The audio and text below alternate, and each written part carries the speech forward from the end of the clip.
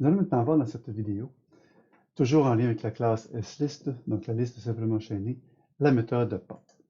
Alors, la méthode pop va nous permettre de retirer le dernier élément de la liste.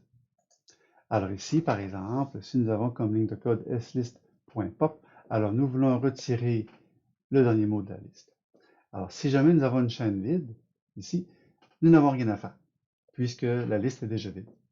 Par contre, si la liste, donc si le mot n'est pas, la chaîne n'est pas vide, mais que le pointeur, le mback, lui, est égal à nul ptr, ça veut donc dire que nous n'avons qu'un seul mot. Il faut donc s'assurer que le m mot correspondra maintenant à une chaîne vide. Alors, nous allons passer de l'état suivant, donc l'état où nous avons un mot pomme, à une liste dans laquelle le mot correspondra à une chaîne vide.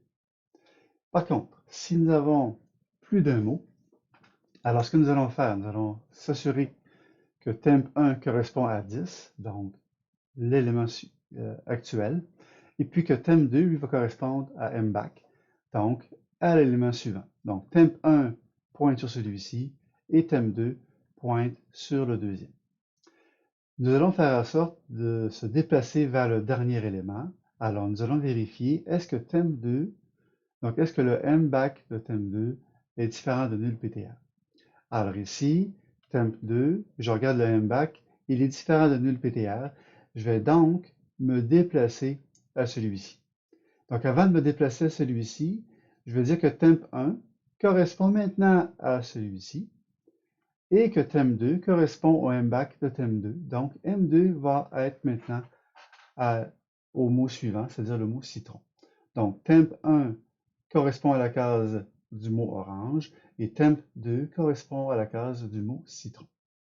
Un coup que nous avons atteint le dernier élément, ce qui est le cas ici, alors nous allons pouvoir faire un delete temp2.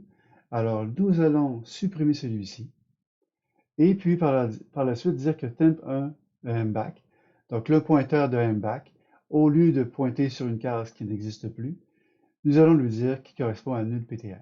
Donc, nous allons nous retrouver avec la situation suivante. Donc, lorsque nous avons plus d'un mot, on doit se déplacer à la fin, au dernier mot, donc à la fin de la liste, supprimer le dernier mot et dire que le mback du mot précédent correspond maintenant à nul ptr. Dans la prochaine vidéo, nous allons voir la méthode size qui va nous permettre de connaître combien il y a de mots dans notre liste.